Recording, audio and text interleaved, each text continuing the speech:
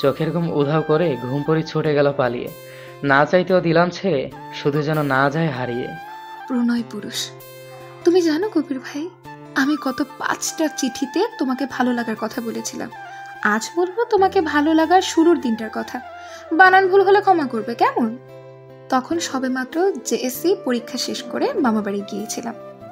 বাপু আর মেঝো আপু খালামণি বাড়িতে বেড়াতে গিয়েছিল, কিন্তু আমি যাইনি। কেন জানো? মামার বাড়িতে তোমার সাথে সময় কাটাতে আমার খুব ভালো লাগতো। তখন কিন্তু তোমার প্রেমে পড়িনি, পড়লেও সেটা বোঝার বোধ হয়নি হয়তো, কি জানি। সেবার তুমি আমাকে নিয়ে মামা বাড়ির কত কত জায়গা ঘুরিয়ে দেখিয়েছো। আমাকে নিয়ে পুকুর পাড়ে মাছ ধরতে গিয়েছিলে, মাহফিলের সভা থেকে ঘুরিয়ে এনেছিলে, তোমার হাই স্কুল ঘুরে দেখিয়েছিলে, উঠোনে বসে আমাকে ভূতের গল্প শুনিয়েছিলে, আরো কত কি। তোমার মুখে ভূতের বর্ণনা শুনে শুনে ভয়ে কান্না করে দিয়েছিলাম। তুমি কত যত্ন করে আমার মাথায় হাত বুলিয়ে দিয়ে শান্ত করেছিলে। মামা মামি সবার সাথে মিলে টিভি দেখিয়েছিলে আমায়। মামাকে বলে আমার জন্য ইলিশ মাছ আনিয়েছিলে। খেতে পারবো না দেখে মামি আমাকে সেই মাছের কাঁটা বেচে দিয়েছিল। বিশ্বাস করো, সেই দিন তোমাদের মাঝে আমি আরেক পরিবারের স্বাদ পেয়েছিলাম। আমার নিজের পরিবারের কথা একটু মনে পড়তো না। তুমি, মামা মামি সবাইকে নিয়ে কত আনন্দে ছিলাম। তারপর আমার কি হলো জানি না, তোমাদের বাড়িতে একটানা 15 দিন তোমার সাথে কাটিয়ে আমার বাড়িতে ফেরার পর সব কেমন যেন বিরক্ত লাগতো, অস্বস্তি লাগতো, কিচ্ছু ভালো লাগতো না। বুঝতে পারলাম তোমার শূন্যতা আমাকে ভীষণভাবে পুড়িয়ে ছাড়খাড় করে দিচ্ছে। বড় আপনি আমাকে আলাদা করে ডেকে জিজ্ঞেস করেছিল আমার মন মরা থাকার কারণ। তখন চিৎকার করে বলতে ইচ্ছে করছিল, আমি কবির ভাইকে ছাড়া ভালো নেই, আমাকে কবির ভাইয়ের কাছে নিয়ে চলো। কিন্তু আমি বলতে পারিনি, কারণ আমার মাঝে পরিপক্কতা এসেছিল, বোধ বুদ্ধি হয়েছিল। এভাবে তোমাকে ছাড়া কাটাতে লাগলাম নিত্যদিন। 9 উঠলাম, 10 উঠলাম, এসএসসি পরীক্ষাও দিলাম, কিন্তু তোমার আর দেখা পেলাম না। মামা বাড়িতে পড়ার চাপের কারণে আব্বু যেতে দিত না। আমার কাছে কত ইনিয়ে বিনিয়ে তোমার কথা জিজ্ঞেস করতাম, কিন্তু আম্মু আমাকে কিছুই বলতো না। আম্মুর চেহারা দেখে বুঝেছিলাম তোমার হয়তো কিছু একটা সমস্যা হয়েছে। তাই তোমাদের বাড়িতে যে 5 বার গিয়েছি, প্রতিবারই একটা করে চিঠি ঢুকিয়ে দিয়ে এসেছি তোমার বইয়ের ভাঁজে, এই আশায় যে কোনো একদিন তুমি চিঠিগুলো পড়বে, আমাকে খুঁজবে, আমি তোমার দেখা পাবো, তোমার সাথে কথা বলতে পারবো। অবশেষে আপনের বিয়ের দিন সেই ইচ্ছাটা পূরণ হলো। তুমি আমার চিঠি পড়েছিলে, আমার খোঁজও করেছিলে, কিন্তু আমাকে বুঝতে পারোনি তুমি। আমার অনুভূতিগুলোকে ঠুনকো মনে করলে। আমি সত্যি তোমাকে ভালোবাসি কবির ভাই, বিশ্বাস করো। এই অনুভূতি প্রকাশের কোনো মাধ্যম খুঁজে পাচ্ছি না, তবুও বলছি তোমাকে ভীষণ ভালোবাসি। কেন আমাকে বুঝতে চাইছো না? হ্যাঁ, আমাকে ছোট বোনের মতো দেখে তুমি ওই সময় অতটা সঙ্গ দিয়েছিলে, অতটা স্নেহ দিয়েছিলে, কিন্তু আমি তো তোমাকে বড় ভাই হিসেবে দেখতে পারিনি। এর জন্য লাখো বার ক্ষমা চাইছি আমি। আমাকে ক্ষমা করে দাও, তবু দয়া করে আমাকে মেনে নাও। আমি কখনোই খুশবু আপুর জায়গা নিতে চাইনি কবির ভাই। আপুর সাথে তোমার সম্পর্কের শুরু থেকে শেষ পর্যন্ত আমার জানা আছে। বহু কষ্টে সেই দিনগুলো পার করেছিলাম। আপুর মৃত্যুতে তো তোমার হাতে নেই, তাহলে কেন ওই ট্রমা থেকে বেরিয়ে আসতে পারছো না? তোমাকে আগের চঞ্চল কবির ভাইয়ের রূপে দেখতে খুব মন চায়, ফিরে এসো প্লিজ। তোমার হাতের শত মায়েরও কবুল কবির ভাই। পারলে সারা জীবন আমাকে মারো, আমি কিচ্ছুটি বলবো না।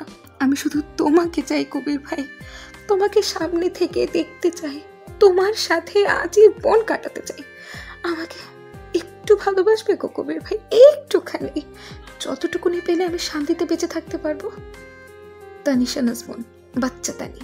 চিঠিটা আলতো করে ভাঁজ করে ব্যাগের ভিতরে ঢুকিয়ে রাখে তানিশা। মাত্রই লেখা শেষ করেছে, এই নিয়ে 10 বার চোখ বুলিয়ে নিয়েছে চিঠিটাতে। কোনো বানান ভুল হলে কবির না আবার রেগে যায়। এক বুক সাহস নিয়ে আজ এই চিঠিটা লিখেছে সে। কবির তাকে মেনে না নিলে এটাই হয়তো তার লেখা শেষ চিঠি হবে, কিন্তু তানিশার দৃঢ় বিশ্বাস তার এই চিঠি পড়ে কখনোই কবির তাকে ফিরিয়ে দিতে পারবে না। সব কিছু তো খোলাসা করে লিখেছে সে, কোথায় কোনো ভুল নেই। ব্যাস এই চিঠিটা পড়ে কবির তার আবেগ অনুভূতি বুঝিয়ে তাকে আপন করে নিলেই হয়। এছাড়া ছোট তানির আর কোনো স্বপ্ন নেই। মনে প্রাণে সে কবিরকে ভালোবাসে, তাকে নিয়ে সংসারের স্বপ্ন দেখেছে। কবির ব্যতীত কোনো ছেলের দিকে চোখ তুলেও তাকায়নি। এসবের ফল একদিন ঠিকই পাবে সে, তার কবির ভাইকে পাবে। লোকটা রক্তটা হলেও মনের দিক থেকে তো ভালো, নয়তো আজও মৃত প্রেমিকার ভালোবাসার রেশ কাটতে পারেনি কেন? কেন খুশবু নামেই বেঁচে আছে? তবে তানিশার স্থির বিশ্বাস কবিরের মনে এক কোণে হলেও তার জন্য জায়গা তো থাকবে, এর বেশি কিছু না চাওয়া তার নেই। কোনো এক সময় কবিরকে দেখলে এই চিঠিখানা তাকে দিয়ে দিবে সে, এরপর হয়তো তার জীবনে চূড়ান্ত সিদ্ধান্তটাই হবে। আরটি কোম্পানির 7তলা অফিসে টপ ফ্লোরে সিইও কেবিনে পায়ের উপরে পা তুলে গম্ভীর হয়ে বসে আছে শাহরিয়ার ইজাজ। তার চেহারায় নিদারুণ কাঠিন্য, চোখ মুখ সরু করে তাকিয়ে আছে সামনে, কারণ মাহাদিন বেশ গুটিসুটি মেরে তার ডেস্কের সামনে দাঁড়িয়ে আছে। মাহাদিনের চেহারায় স্পষ্টতও চাপা ভয়, নিশ্চিত আজ আবারও কোনো একটা আকাম করে বসেছে। তাই তো তার হিটলার স্যার অফিসে ঢোকার সাথে সাথে তাকে ডাকিয়ে পাঠিয়েছে, এমন রক্তচক্ষু নিয়ে তাকিয়ে আছে। প্রতিবারের মতো এবারও হোয়াট দ্য হেল বলেছে তা স্যার, না জানি আবার কোন ভুল করলো, তা তো কিছুই মাথায় আসছে না। তাই সে রোজকার মতোই কাঁদো কাঁদো গলায় আবারও বলে উঠল, ভুল হয়ে গেছে স্যার, সরি। কিন্তু আমার ভুলটা কোথায় স্যার? মাহাদিনের এমন অভিব্যক্তি দেখে ইজাজের যেন পরানটা জড়িয়ে গেল। এতক্ষণ ধরে যে রাগী চেহারা নিয়ে বসেছিল সেটা ডুবে গেল নিমিষেই। ঠোঁটের কোণে এক চিলতে হাসি নিয়ে এসে বলল, আর বলো না মাহাদিন, তোমার এই কথাটা না শুনলে দিনটাই কেমন যেন খালি খালি লাগে, তাই আর কি তোমাকে অকারণে ঝাড়ি মারলাম। স্যার। মাহাদিন চোখ সরু করে তাকায় ইজাজের দিকে। ইজাজ আবারও বলতে শুরু করলো, তুমি না সেদিন বললে আমার গালি না খেয়ে তোমার পেটের ভাত হজম হয় না, ঠিক তেমনি তোমাকে গালি না দিয়ে আমারও পেটের ভাত হজম হয় না। বাবা মাহাদিন, গট ইট? মাহাদিনের তো তখন চক্ষু চড়ক কাজ। ইজাজের মুখে এমন সহজ সরল স্বীকারোক্তি সে আশাই করেনি। সে যাই হোক, এইসব ভেবে আর কি লাভ। তাই এবার মাহাদিন চেয়ারটা টেনে ইজাজের সামনে বসে পড়ে। হতাশার একটা শ্বাস বেরিয়ে আসে তার ভেতর থেকে। একটু কষ্টের সাথেই সে বলল, স্যার আর কত গালি শুনবো? বাড়ির বউয়ের গালি, অফিসে বসের গালি, গালিময় জীবন হয়ে গেছে আমার। হোয়াট? মাইশা গালি দিতে জানে? ইজাজ খানিকটা জোরেই বলল কথাটা। তার যেন বিশ্বাসই হচ্ছে না মাহাদিনের কথা। মাইশাকে দেখে তো এমন মেয়ে বলে কখনো মনে হয়নি তার। মাহাদিন তার ছেলের স্বরে বলল, আগে হ্যাঁ স্যার, ওই মেয়ে গালি দেওয়ার সাথে সাথে ননস্টপ তেরামও করতে পারে। মাহাদিনের এই কথা শুনে ইজাজ হাসবে না কাঁদবে বুঝতে পারল না। বেচারা তো একটা মিষ্টি চুপচাপ স্বভাবের মেয়ে বিয়ে করতে চেয়েছিল। ইজাজ সেটা জানতো, তাই তো মাইশার সাথে বিয়ে দেওয়ার কথাটা তার মাথায় এসেছে। তবে মাইশা মাহাদিনের সাথে এমন কিছু করবে সেটা মোটেই আশা করেনি সে। উপরন্ত তার মাথায় এটাও এলো যে মাহাদিন তার সামনে কত আকাম করে, ভুলভাল কথা বলে, এটা তার নিজেরই সহ্য হয় না। সেক্ষেত্রে মাইশার অমন একটা অস্বাভাবিকও নয়। ইজাজের এবার নিজের বইয়ের কথা মনে পড়ে যায়। একদিনেই পিয়াসার মধ্যে অনেকটা পরিবর্তন চলে এসেছে। গতকাল তো তাকে রুম থেকে বের করে দেয়নি, ডিভানে থাকতে দিয়েছে। অবশ্য ইজাজের ওপরে বেহায়ার মতো বারবার চেয়ে থাকতে পিয়াসা খানিকটা ইতস্ত বোধ করছিল। তবুও মন থেকে ইজাজকে স্বামী হিসেবে মেনে নেওয়ার তাগিদেই সে নিজের মুখ এবং মন দুটোকেই সংযত করে রাখে। এর আরেকটা বড় কারণ হলো ইজাজ ঘুম থেকে ওঠার পরই পিয়াসা তাকে তার হাতের বানানো পোড়া পায়েস খেতে দিয়েছে। দেখতেই বোঝা যাচ্ছিল যে পায়েসটা পুড়ে যাওয়ায় খাওয়ার অযোগ্য হয়ে গিয়েছে। তবুও ইজাজ একটা টু শব্দটি পর্যন্ত না করে মিষ্টি হেসে পায়েসটুকু খেয়ে শেষ করেছে। পিয়াসা ভেবেছিল ইজাজ হয়তো খাবে না, নাক ছিটকাবে, এরপর সে ইচ্ছে মতো ইজাজের সাথে ঝগড়া করবে। কিন্তু ইজাজ এমন কিছুই করেনি, উল্টো ওই পোড়া পায়েস খেয়ে তার হাতে একটা ঝুমুন করেছে। প্রথম দিকে পিয়াসা নিজেকে সরিয়ে নিতে চাইলেও পরক্ষণে তার কি যেন হয়েছে নিজেও জানা ছিল না। সে ফ্যালফ্যাল চোখে ইজাজের দিকে তাকিয়েছিল। এরপর ইজাজ তাকে একটা ডেবিট কার্ড আর একটা চাবি দিয়েছিল। সেই চাবিটা ছিল ইজাজের রুমের আর একটা মিনি শোকেসের, যেটা খুলেই পিয়াসা দেখতে পায় সেখানে অগণিত চিপস, আচার, চকলেট, কেক, পেস্ট্রি, ড্রিঙ্কস আরও কত রকমের খাবার ভর্তি। এরপর কি পিয়াসা আর কোনো অভিযোগ করার থাকে ইজাজের প্রতি? লোকটা তাকে ভালোবেসে শুধু দিয়েই যাচ্ছে, আর সে কি না এতটা অবহেলা করছিল? নিজের উপরে নিজেরই রাগ উঠছিল পিয়াসার, হয়তো অনুশোচনা। তাই তো সেই ছায়া মানবের কথা মাথায় আসার পরও তার প্রশ্রয় দেয়নি সেই ভাবনাকে, কারণ ছায়া মানব এখন তার কাছে অবৈধ, হারামের মতো। তার স্বামীর সংসার আছে, কোনো পরপুরুষের চিন্তা সে মাথাতে আনতে পারবে না এখন। তাই তো ইজাজের সামনে সে আর তেরামো করেনি, ইজাজকে অযথা কথা শোনায়নি। পিয়াসার এমন স্ত্রীসুলভ ব্যবহার ইজাজের মন কেড়ে নিল আবারও। তবুও ইজাজ নিজেকে অমায়িক রাখে। পিয়াসাকে কোনো জোর করে না তাকে ভালোবাসার জন্য, কারণ তার দৃঢ় বিশ্বাস নিজের সীমাহীন ভালোবাসা দিয়ে সে পিয়াসার মন একদিন না একদিন ঠিক জয় করে নেবে। পিয়াসাও তাকে মেনে নেবে, ভালোবাসবে। সেদিনের অপেক্ষায় না হয় আর কিছুদিন প্রহর গুনবে সে। সেনোরিটিকে ভালোবেসে এতটুকু ধৈর্য তো ধরতেই পারে এজাজ। পিয়াসার এমন শান্ত নরম হয়ে যাওয়ার কথা মনে পড়তে এজাজের চেহারায় এক স্নিগ্ধ হাসি ফুটে উঠল। সে বেশ একটা ভাব নিয়ে মাহাদিনকে বলল, সেই হিসেবে তো আমার বউ ভালোই মাহাদিন। বিয়ের পর থেকে আমাকে আর গালি দেয়নি, উল্টো মাঝে মাঝে ভেবাচাকা খেয়ে তাকিয়ে থাকে। মেয়েটার ধুরন্ধর ভাবটা কোথায় যেন নাই হয়ে গেল। কি বলেন স্যার? ম্যাম আর ভেবাচেকা? এটা কি করে সম্ভব? চোখ বড় বড় করে জিজ্ঞেস করলো মাহাদিন। সম্ভব মাহাদিন, সব সম্ভব। তোমার স্যারের দ্বারা সব সম্ভব। দেখলে না কেমন সবার সাথে লড়ে পিয়াসাকে বউ বানিয়ে ফেলেছে? আর হ্যাঁ, এখন তুমি পিয়াসাকে নাম ধরে রাখতে পারো। যতই হোক সে তোমার ছোট শালী। হালকা হাসলো মাহাদিন, তারপর খানিক থেমে সে বলল, আচ্ছা স্যার। ও স্যার, আপনার মালয়েশিয়ার মিটিংটার কথা মনে আছে তো? কালকেই কিন্তু ফ্লাইট। অবভিয়াসলি মনে আছে, আমার ড্রিম প্রজেক্ট এটা, ভুলে কি করে? স্যার, আমি আপনার সাথে যাচ্ছি, তাই তো? হ্যাঁ, এটা জিজ্ঞেস করার কি আছে? তোমাকে ছাড়া কোনো প্রজেক্ট লঞ্চ করেছে নাকি? মাহাদিনের এবার মাইশার কথা খুব মনে পড়ল। এটা খিটখিটে রাগচটা হলেও দেখতে মিষ্টি। তাকে ছাড়া ওই দূর প্রবাসে এসে থাকবে কি করে? অফিসে আসার সময় ও ব্রেকফাস্ট না করে চলে আসতে যাওয়ায় মাইশার কাছে উত্তম মধ্যম শুনেছে। সারাদিন অগোছালো থাকা তার রুমটা মেয়েটা এমনভাবে গুছিয়ে রেখেছে যে আজ সে 5 মিনিটের ভেতরেই রেডি হয়ে গেছে। জামা কাপড় খুঁজতে সময় অপচয় করেনি। তার ওয়ালেট হতে শুরু করে গাড়ির চাবিও মাইশা তার হাতের নাগালেই রেখেছে। হ্যাঁ, এসব করতে গিয়ে তাকে অনেক উল্টোপাল্টা কথাও বলেছে, তাতে কি? মাইশা তো তার ঘুম পড়ি। রাতে সোফায় ঘুমানোর সময় মাইশার ঘুমন্ত স্নিগ্ধ চেহারা দেখেই তার বউয়ের প্রতি সমস্ত বিরক্তি কেটে গেছে। যেন মেয়েটা শুধু রুম নয়, তার পুরো জীবনটাই গুছিয়ে দিয়েছে পরম যত্নে। সংসার করছে তার সাথে, তার পরিবারের সবার সাথে মিলেমিশে থাকছে। এর চেয়ে বেশি আর কি লাগে? হুট করে জামাই বদল হয়ে বিয়ে হওয়ার পরও তো মাইশা সব কিছুর সাথেই নিজেকে মানিয়ে নিয়েছে। এই বিষয়টা আমাদের বেশ ভালো লাগে। তাই সে একটু রোয়েশ হয়ে ইজাজের দিকে তাকিয়ে বলল, স্যার, মাইশা, পিয়াসা ওদের রেখে যাবেন? মানে নতুন বিয়ে হয়েছে, এখনো আমাদের সাথে অ্যাডজাস্ট হতে পারেনি তো? কিছুক্ষণ ভেবে ইজাজ বলল, না, ওদের যাওয়ার প্রয়োজন নেই। আমরা সেখানে বিজনেস পারপাসে যাচ্ছি। ওরা 2 বোন গেলে হয়তো ট্যুর প্রোগ্রাম করে ফেলবে, পরে কখনো যাওয়া যাবে। তাছাড়া ওদের আমাদের সাথে অ্যাডজাস্ট হওয়ার চেয়ে বেশি আমাদের ফ্যামিলির সাথে অ্যাডজাস্ট হওয়া প্রয়োজন। এ কারণে ওদের দেশে থাকাটাই বেটার হবে। কি বলো মাহাদিন? মাথা চুলকে হাসলো মাহাদিন। আসলেই তো ইজাজের বলা কথাটা ঠিক। তাই সে মেকি হাসি দিয়ে বলল, আপনার চিন্তাধারার উপর কখনোই কোনো কথা বলতে পারবো না স্যার, ঠিকই বলেছেন। ওদের দেশে থাকাটাই ভালো হবে। এই 10-15 দিনে আশা করি পিয়াসা আম্মুর মন জিতে নেবে। গতকাল রাতে দেখলাম আম্মু ভাত খাবে না বলার পরও কীভাবে জোর করে আম্মুকে ভাত খাইয়েছে। বুঝলে মাহাদিন, আমার তো পিয়াসার উপর বেশ গর্ববোধ হচ্ছে। আসলে স্যার, আন্টিকে সামলাতে পিয়াসার মতো মেয়েই যথেষ্ট। আমার বউ এসব পারতো না। ও আমার বাড়ির সবার সামনে কি জজে নাদুস নুদুস ভোলা ভালা মেয়ে হয়ে যায়। ইজাজ হালকা হাসলো, তবে এই প্রসঙ্গ আর এগিয়ে নিয়ে গেল না। সেইবার 3-4টা ফাইল একসাথে দিয়ে চেক করতে থাকলো। হাতে অনেকগুলো কাজ পড়ে আছে। কালকেই যদি ফ্লাইট হয় তাহলে আজকের ভিতরেই এসব শেষ করতে হবে। পরক্ষণেই হঠাৎ তার ইচ্ছে জাগলো পিয়াসার সাথে একান্তে সময় কাটাতে।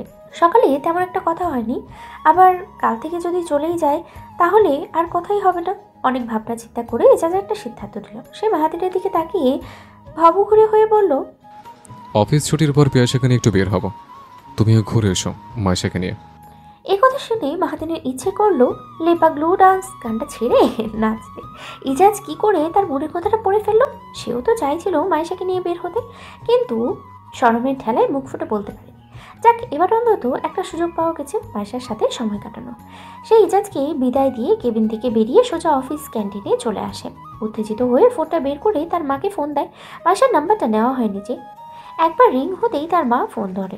অমনি সে মাইশাকে ফোনটা দিতে বলে। মাইশা তখন তার মেজো যা আর ননদের সাথে বসে লুডো খেলছিল। পরে তার শাশুড়ি মুচকি হেসে ফোনটা হাতে দেওয়ায় সে খানিকটা দূরে সরে আসে। কান পেতে শুনে মাহাদিনের কথা। ঘুম পড়ি? চঞ্চল হয়ে বলল মাহাদিন। মাইশার নিরাসত্ব গলা। মাহাদিনের সব খুশি যেন নিমিষেই মাটিতে মিশে গেল। ইচ্ছে করলো ফোনের ওপাশ থেকেই অনলাইনে মাইশাকে একটা চড় মারতে। এত এক্সাইটেড হয়ে সে তাকে ডাকলো, আর মেয়েটা সারা দেখো যেন মাহাদিন কোনো ইফটিসার তাকে উত্তক্ত করছে। অনেক কষ্টে মাহাদিন নিজেকে শুধিয়ে মাইশাকে বলল, সন্ধ্যায় তোমাকে নিয়ে উইন্ড অফ চেঞ্জ রেস্টুরেন্টে যাব। আর হ্যাঁ, তোমাকে নিতে যাওয়ার সময় আমি তোমার জন্য শাড়ি কিনে নিয়ে যাব। ওইটা পরে আমার সাথে বের হবে। যদি না বলেছো তাহলে কি আর করার। এমনিতেও তুমি আমার কোন কথাটা শোনো। তাও বলছি, সন্ধ্যায় আসছি আমি। কোনো তালবাহানা করিও না, প্লিজ ঘুম পড়ি। এই বলে মাহাদিন ফোন কেটে দেয়। মাইশাকে আর কোনো কথা বলতে দেয় না। কথা বলতে দিলে হয়তো এই মেয়ে আবারও তেড়ামো করতো। এই কারণে নিজে যা বলার তা বলে ফোনটা কেটে মাহাদিন আবারও অফিসে তার কেবিনে ঢুকে পড়ে। ওইদিকে মাইশা মনে হয় খুশি হলো মাহাদিনের এমন আবদারের ন্যায় আদেশে। লোকটা তার জন্য শাড়ি কিনে আনবে এ কথা মাথায় আনতেই তার কেমন যেন লজ্জা লাগছিল। যাক, জীবনে অন্তত এমন একজন পুরুষ পেয়েছে যে তাকে নিয়ে এতটা ভাবে, তার খেয়াল রাখে, তার অনুভূতিকে সম্মান করে। এর চেয়ে বেশি একটা মেয়ের আর কি চাওয়া থাকে। সন্ধ্যার আলো শহরের বিলবোর্ডের ল্যাম্পপোস্টে ধীরে ধীরে গাঢ় সোনালি রং মেখে দিচ্ছিল।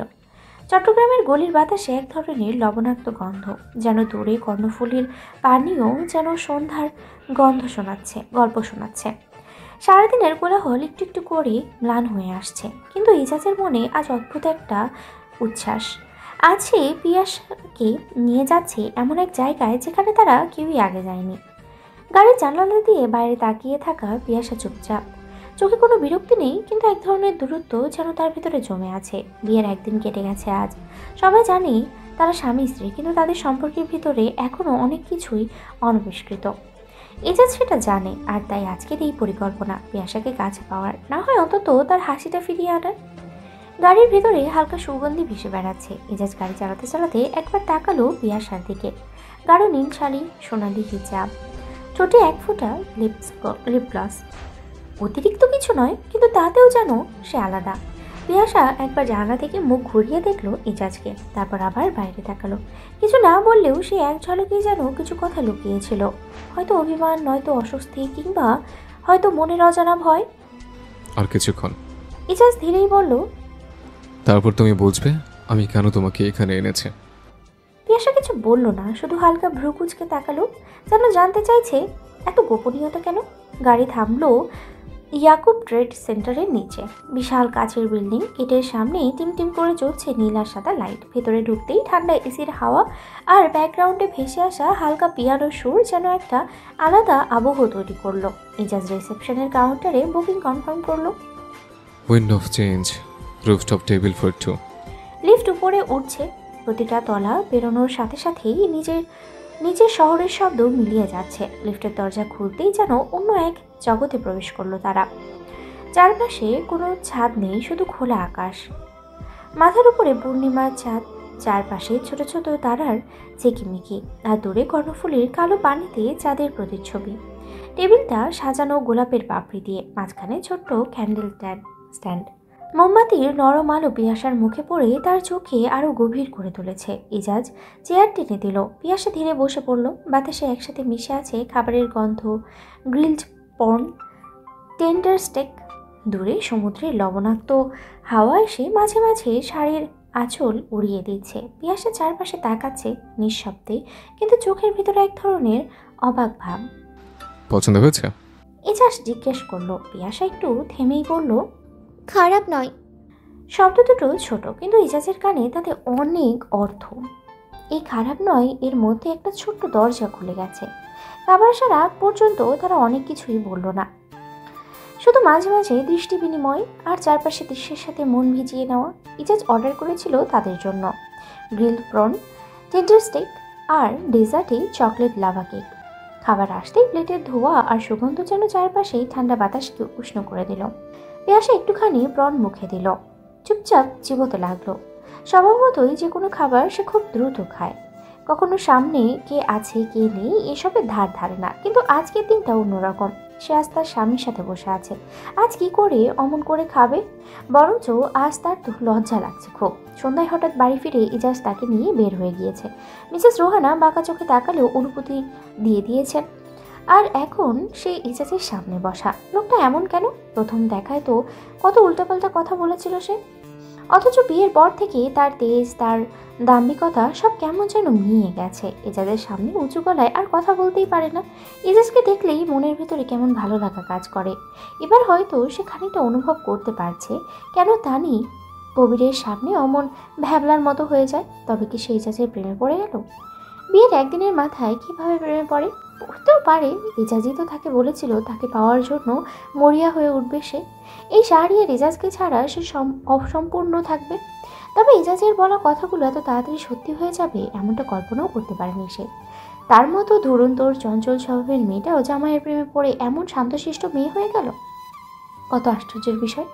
এজাজ অপলক দৃষ্টিতে তাকিয়ে রইল তার সেনোরিটার দিকে, যেন ওর প্রতিটা প্রতিক্রিয়া মুখস্থ করতে চাইছে। 1 মিনিট থেমে এজাজ বলল, আমি জানি পিয়াসা, তুমি এখন আমাকে পুরোপুরি মেনে নিতে পারোনি, কিন্তু আজ আমি কিছু প্রমাণ করতে চাই না, শুধু তোমার সাথে কিছু সময় কাটাতে চাই এই আকাশের নিচে, যেখানে কেউ নেই, শুধু তুমি আর আমি। পিয়াসা কিছু বলল না, কিন্তু তার আঙ্গুল ধীরে ধীরে ক্যান্ডেলের পাশে রাখা চামচটা ঘোরাতে লাগলো। হয়তো উত্তর খুঁজছিল, হয়তো মনে মনে কিছু ভাবছিল। বাতাসে তার শাড়ির আঁচলটা এলোমেলো হয়ে গেল। এজাজ হাত বাড়িয়ে আঁচলটা ঠিক করে দিল। একটা হালকা স্পর্শ, কিন্তু তাতেই পিয়াসার বুকের ভেতরে কেমন যেন ধক করে উঠল। খাওয়ার শেষের দিকে মোমবাতির আলো অনেকটুকু ক্ষীণ হয়েছে। চাঁদ আরও উজ্জ্বল, যেন ওদের দুজনের জন্যই আলো ঢেলে দিচ্ছে। এজাজ হঠাৎই বলল, সেনোরিটা, তুমি যদি চাও আমি এই মুহূর্তটা সারা জীবন বুকিং করে রাখবো শুধু আমাদের জন্য। পিয়াসা তাকিয়ে রইল, তার চোখে অবাক হওয়া, সন্দেহ আর অদ্ভুত এক কোমলতা একসাথে। হয়তো সে এখনও পুরোপুরি খুলে বলেনি তার মনের কথা, কিন্তু এজাজ জানে আজকের এই রাত, এই চাঁদ খোলা আকাশ আর এই নীরবতায় তাদের দূরত্বটাকে একটু হলেও কমিয়ে দিয়েছে। তখনই পিয়াসার ফোন বেজে ওঠে। সে এজাজের দিকে একবার তাকিয়ে ফোনটা রিসিভ করলো। তখনই ফোনের ওপাশ থেকে মাইশা তাকে বলল ঘাড় ঘুরিয়ে তাকাতে। পিয়াসাও তাই করলো। সে ডান বায়ে ঘাড় ঘুরিয়ে তাকিয়ে আরেকটু দূরে একটা বড় সড়ো টেবিলের দিকে মাইশা আর মাহাদিনকে দেখতে পেল। অমনি তার চেহারায় ছলমলে হাসি ফুটে উঠল। সে ব্যস্ত পায়ে মাইশার দিকে হাঁটা শুরু করলো। মাইশাও এগিয়ে আসছে। পেছনের দুই দিক থেকে এজাজ আর মাহাদিন দাঁত কিরমির করে পকেটে হাত গুজিয়ে দাঁড়িয়ে আছে। তারা দুজন অবশ্য এগোচ্ছে না। এক পর্যায়ে দুই বোন মাইশা আর পিয়াসা মিলিত হয়। আবেগে আপ্লুত হয়ে তারা একে অপরকে শক্ত করে জড়িয়ে ধরে। পিয়াসার চোখের কোণে পানি চিকমিক করছে, তার চোখ ঘোলাটে হয়ে আছে। মাইশার এই একই অবস্থা, যেন একদিন পর নয় 1 শতাব্দী পর ওদের দুই বোনের দেখা হয়েছে। মাইশা 2 হাত দিয়ে তার বোনের গালে হাত বুলিয়ে দিচ্ছে। পিয়াসাও খানিক পরপরই মাইশার হাত ধরে তাকে জড়িয়ে ধরছে। আপনি, তুমি জানো আমি তোমাকে কত মিস করেছি। ফোনে কথা বলে শান্তি পাই না আপনি। তোমার ছোঁয়া, তোমার আদর সবটা যেন নাই হয়ে গেছিল। আমার ওখানে ভালো লাগছিল না আপনি। পিয়া, বোন আমার, কান্না করছিস কেন? বিয়ে হয়েছে আমাদের, না চাইতেও তো সব ছেড়ে থাকতে হবে। আমি তোমার সাথে থাকবো আপনি, তোমাকে কোথাও যেতে দিব না আমি। প্লিজ আমাকে তোমার সাথেই রাখো। মাহাদিন ভাইকে বলো। এমনটা তো হয় না পিয়া, তোর স্বামী সংসার আছে, এখন কি আর বাচ্চামো করলে চলবে? তবে তুই চাইলে আমরা এইভাবে অনেকবার দেখা করতে পারি। দুই বোন একের পর এক কথা বলেই যাচ্ছে। তাদের অপরন্ত কথা দেখে পেছনে রাগে ফুঁসছে মাহাদিন আর এজাজ। চোখে মুখে আগুন নিয়ে এজাজ মাহাদিনের দিকে এগিয়ে যায়। আজ এই ইডিয়েটকে দেখেই ছাড়বে সে। বইয়ের সাথে একটু একান্ত সময় কাটাবে বলে কত প্ল্যান করে রেখেছে। মাহাদিনের এভাবে তার প্ল্যানে পানি ঢালার কি প্রয়োজন ছিল? এই যে আমার গুণধর বাবা মাহাদিন, তুমি তোমার বউকে নিয়ে যাওয়ার আর কোনো জায়গা পেলে না, শেষমেশ আমার বউয়ের কাছে আনতে হলো। এজাজের তীক্ষ্ণ গলা। স্যার, আমি যদি জানতাম আপনি এখানে আসবেন, তাও আবার আপনার বউ নিয়ে, বিশ্বাস করুন এখানে আমার ছায়াটাও আনতাম না। ঠোঁট বাঁকা করে বলল মাহাদিন। তার ভেতর থেকে একটা হতাশার শ্বাস বেরিয়ে এলো। এজাজ এবার মাইশা আর পিয়াসার দিকে চোখ করে বলল, তাহলে সব কি? ওদের দুজনকে দেখছো? দুই বোনের এই কাণ্ড কারখানা কবে শেষ হবে তার কোনো ইয়ত্তা আছে?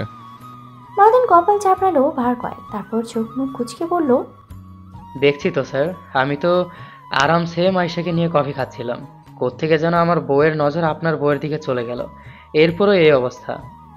হতাশার একটা শ্বাস ফেললো এজাজ। তার আবেগ বিবেক সব যেই নাই হয়ে গেছে। খোলা আকাশের দিকে তাকিয়ে মাহাদিনকে এজাজ বলল, চলো বাবা মাহাদিন, বাসরতের মতো ক্যান্ডেল লাইট ডিনারও আমরা দুজন একসাথে করি। এছাড়া আর কোনো ওয়ে দেখছি না আমি। মাহাদিনের এবার বেশ বিরক্ত লাগছে। সে একটু ঝাঁঝালো স্বরেই বলল, স্যার এসব কি? আমার বিয়ে মাইশার সাথে হয়েছে, আপনার সাথে নয়, তবুও কেন বারবার আপনি আর আমি একসাথে হয়ে যাচ্ছি? কারণ আমরা দুজন কপাল পোড়া, অলসো বউ ভক্ত, তাই কিছু করার নেই। যা হচ্ছে মুখ বুঝে সহ্য করে নাও। এজাজ আর কিছু বলল না, সোজা গিয়ে মাহাদিনের বুক করা টেবিলটাতে বসে পড়ল। সামনে ফ্রেঞ্চ ফ্রাইয়ের প্লেটটা থেকে অবিরামভাবে একটার পর একটা নিয়ে খেতে আছে। রাগে দুঃখে কি করবে বুঝতেই পারছে না সে। বাদিলও আর না পেরে বসে গেল একটা চেয়ারে। একটু বাঁকা চোখে সে মায়ের দিকে তাকালো। ওরা দুই বোন এজাজের বুক করা টেবিলে বসে হাসতে হাসতে গল্প করতে করতে খেতে আছে। একবারের জন্য জামাইয়ের দিকে ফিরেও তাকাচ্ছে না, যেন আপন বোনকে পেয়ে গিয়েছে। জামাই আবার কে? সূর্য ঠিক আকাশের উপরে ওঠেনি, তবুও তার নরম আলো জানালার কাছ দিয়ে ঘরে ঢুকেছে। এসেছে রুমের মধ্যে হালকা উষ্ণতা, আর বাইরে থেকে ভেসে আসছে দূরের গলির পাখির ডাক। ঘরে ধীরে ধীরে বাতাস প্রবাহিত হচ্ছে, আর সেই বাতাসে পিয়াসার শাড়ির শুষ্ক কাপড় হালকা ভাসছে।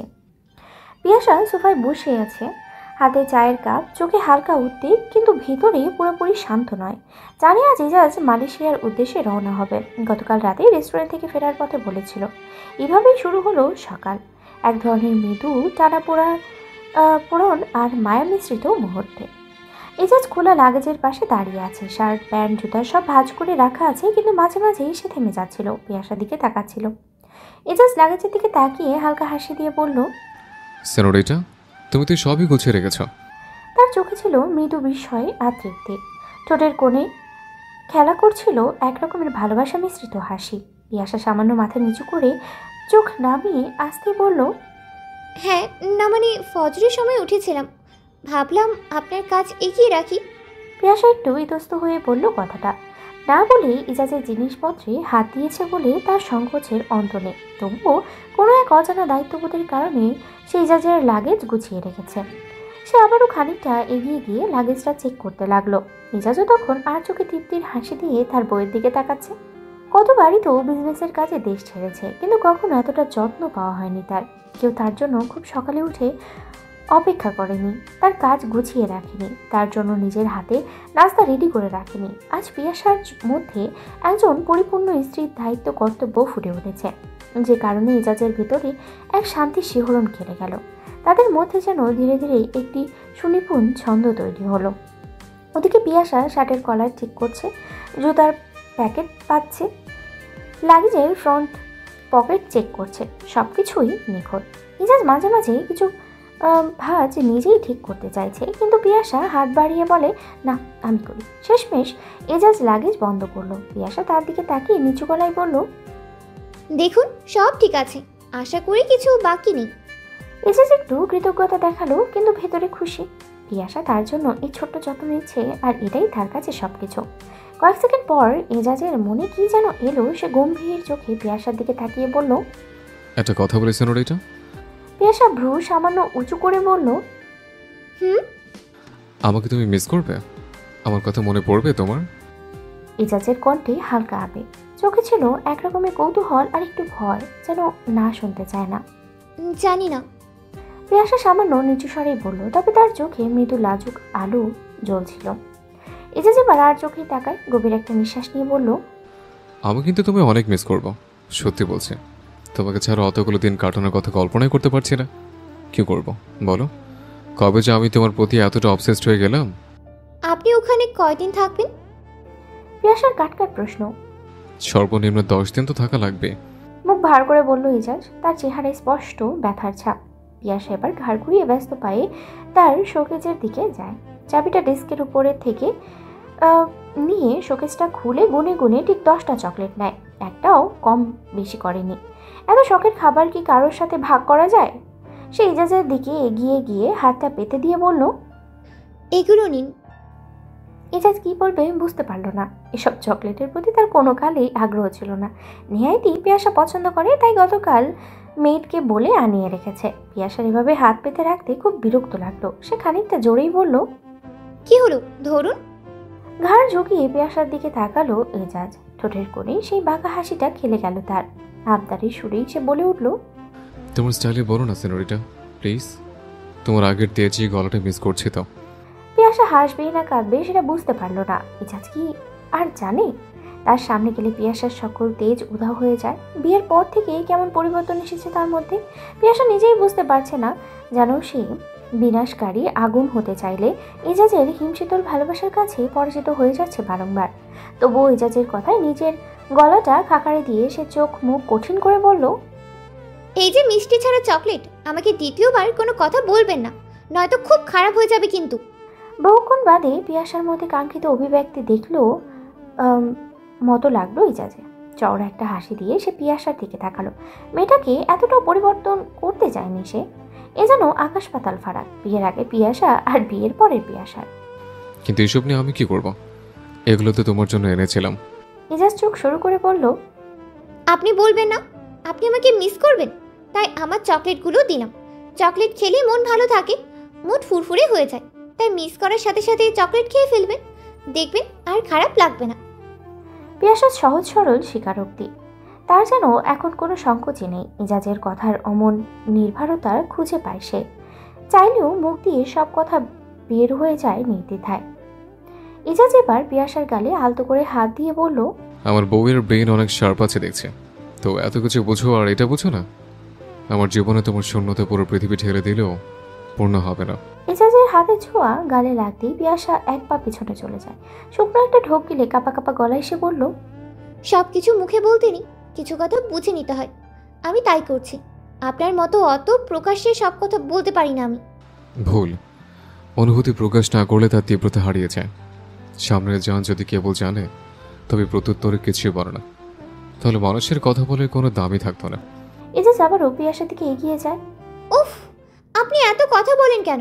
দেরি হয়ে যাচ্ছে, যান আপনার আম্মুর কাছ থেকে বিদায় নিয়ে আসুন। ওনাকে দেখে তো মনে হয় না আপনাকে ড্রপ করতে এয়ারপোর্টে যাবেন। এই বলে পিয়াসা এজাজের গোছানো লাগেজটা আবারও খুলে পরখ করতে থাকে। মূলত অস্বস্তি এড়াতেই সে এমনটা করছে। এজাজের সামনে নিজের দুর্বলতা প্রকাশে সে যেন অনিচ্ছুক, কিন্তু সে তো আর জানে না এজাজ তার ভিতরে চলা দোলন চলনগুলো সে কবেই ধরে ফেলেছে। মিজাজ রোহানা না যাওয়ার কথা মনে পড়তেই ইজাজের কিছুটা খারাপ লাগলো। আসলেই তো তার মা কখনো তাকে ড্রপ করতে বা রিসিভ করতে যায়নি। অবশ্য সে বছরে কতবারই ফরেনে যায়, তাই তার মাকে কখনো জোরও করেনি। এ কারণে পিয়াসাকে সে বলল, আম্মু তো লং জার্নি করতে পারে না, তাই কখনো যায়নি। যাই হোক, আমি তাহলে আম্মুর ওদিক থেকে আসি। আমি আপনার জন্য নিচে অপেক্ষা করব। এজাজের দিকে না তাকিয়ে পিয়াসা বলল কথাটা। ওকে সেনোরিটা। এজাজও বাধ্য জামাইয়ের মতো সম্মতি জানিয়ে মিসেস রোহানার রুমের দিকে হাঁটা শুরু করে। সকাল 10টা বেজে গিয়েছে আর এখনও মাহদিন ঘুমিয়েই আছে। গভীর ঘুমে আচ্ছন্ন হয়ে সে এ কথাই ভুলে গিয়েছে যে আজ এজাজের সাথে তার মালয়েশিয়া যেতে হবে। ভাগ্যিস মাইশাকে বলে রেখেছিল, তাই তো সকাল থেকে মাইশা মাহদিনের বাইরে যাওয়ার তোড়জোড় শুরু করেছে। তার সব কিছু গুছিয়ে ঠিকঠাক করে রেখেছে। আর বর্তমানে সে যে কাজটা করছে সেটা হলো মাহদিনের ঘুম থেকে ডাকা। এটা তার কাছে খুবই বিরক্তকর। কিছুতেই মাহদিনের ঘুম ভাঙেই না। সে গত 1 ঘন্টা ধরে 5 বার ডেকেছে, কিন্তু মাহদিন শুধু অস্ফুট শব্দই করেছে। মাইশা এবার খুব জোরেই ডাকলো মাহদিনকে। এই যে ঘুম থেকে উঠবেন নাকি পানি ঢেলে দেব? এমন ঝাঁঝালো গলা শুনে হাই তুলতে তুলতে মাহদিন সোফা থেকে উঠে বসে। চোখ মুখ কুঁচকে সে মাইশাকে বলে, আমাকে তাড়ানোর এত তাড়া কিসের তোমার? হ্যাঁ বারে, নিজে গতকাল রাতে বললেন সকাল 8টায় যেন আপনাকে ডেকে দেই, না উঠলে মেরে মেরে তুলি। এখন 10টা বেজে গিয়েছে, তার কি হবে? ঘুমের ঘরে আমি কত কি বলবো, তুমি সবকিছু সিরিয়াসলি নিতে পারবে নাকি? মাহদিন একটু চেয়েছেই বলল কথাটা। মাইশা ঠোঁট বাঁকা করে তাকায় মাহদিনের দিকে। তার ছিল্লির স্বরে সে বলে, আপনি তো জেগে থাকলেও ভালো কিছু বলেন না, তাই আপনার কোনো কথাই আমি সিরিয়াসলি নিই না। অপমান করছো তাই না? চোখ উল্টে জিজ্ঞেস করলো মাহদিন। যাক, অন্তত এই বোধটা আছে আপনার। ঠিক আছে, এমনিতেও চলে যাচ্ছি আমি, থাকো তুমি এখানে, তখন দেখবো কার সাথে ঝগড়া করো। এই বলে মাহদিন উঠে দাঁড়ালো। তার চেহারায় রাজ্যের হতাশা। মাহদিনের চলে যাওয়ার কথাটা আবারও মনে হতেই মাইশার খারাপ লাগলো। এমনিতেই সকাল থেকে মাহদিনের সকল কাজ সে মুখ ভার করেই করেছে। কোথাও যেন গিয়ে মাহদিনকে না যেতে বলতে ইচ্ছে করছে তার, কিন্তু সেই উপায় কি আর আছে? তাই সে খানিকটা নিচু গলায় বলল, আমি মোটেও আপনার সাথে ঝগড়া করি না, আপনাকে সহজ কথাই হয় না বলেই আমি এভাবে চেঁচিয়ে কথা বলি। ইয়া পারফেক্ট ডোজ ফর মি। হেসে বলল মাহদিন, যেন মাইশার কথার সুরটা ধরতে পেরেছে। তারপর খানিক বাদে মাথা চুলকে আবারও মাইশাকে মাহদিন বলল, একটা জিনিস চাইবো তোমার কাছে। কি? চোখ সরু করে তাকায় মাইশা। তোমার অনামিকা আঙুলের আংটি দেবে আমায়? ওখানে নিয়ে যাওয়ার মতো কিছু তো নেই আমার কাছে। পরে তোমার সাথে ঝগড়া করতে না পেরে আমার না হার্ট অ্যাটাক হয়ে মরে যায়।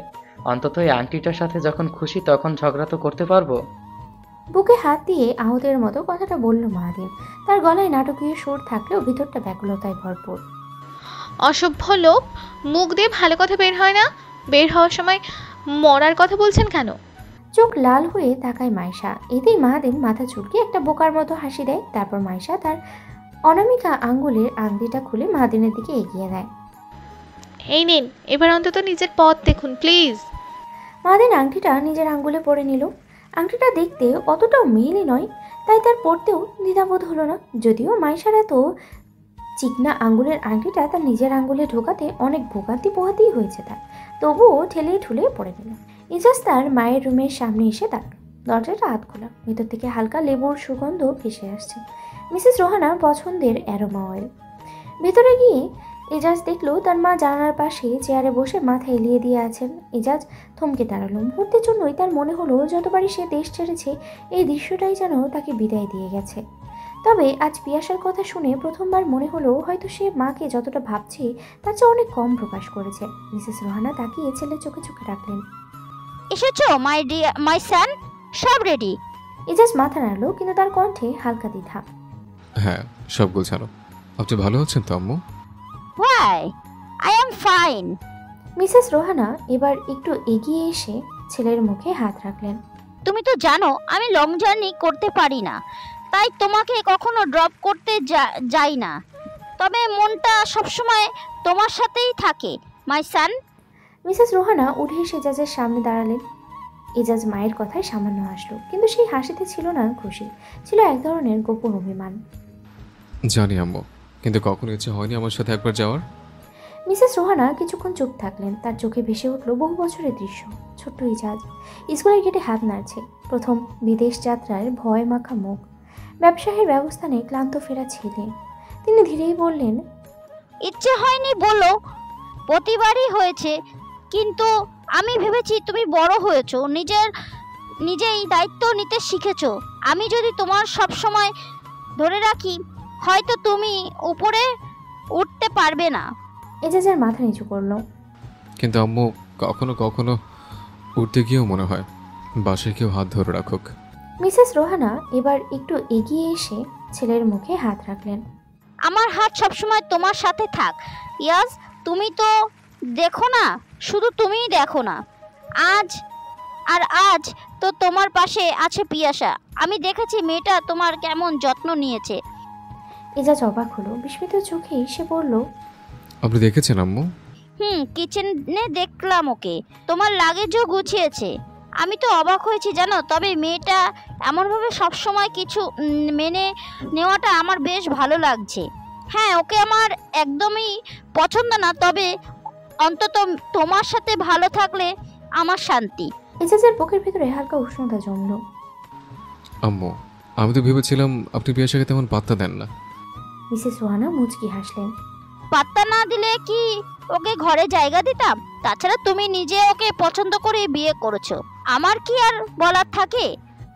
এজাজ কিছুক্ষণ নীরব রইল। মনে হচ্ছিল রোহানা হয়তো তার মনের কথা পড়ে ফেলেছে। আম্মু, আমি ওকে ছাড়া সত্যিই থাকতে পারবো না। 10 দিন অনেক বেশি সময় লাগছে। তাহলে তাড়াতাড়ি ফিরো। মনে রেখো, দূরত্ব থাকলেও সম্পর্কের টানে যত্ন আর কথায়। এজাজ মায়ের হাত চেপে ধরল। ইউ নো হোয়াট আম্মু, আমি আপনার কাছ থেকে এই কথাগুলো শুনতে চেয়েছি বহুদিন। মিসেস রোহানা হালকা দীর্ঘশ্বাস ফেললেন।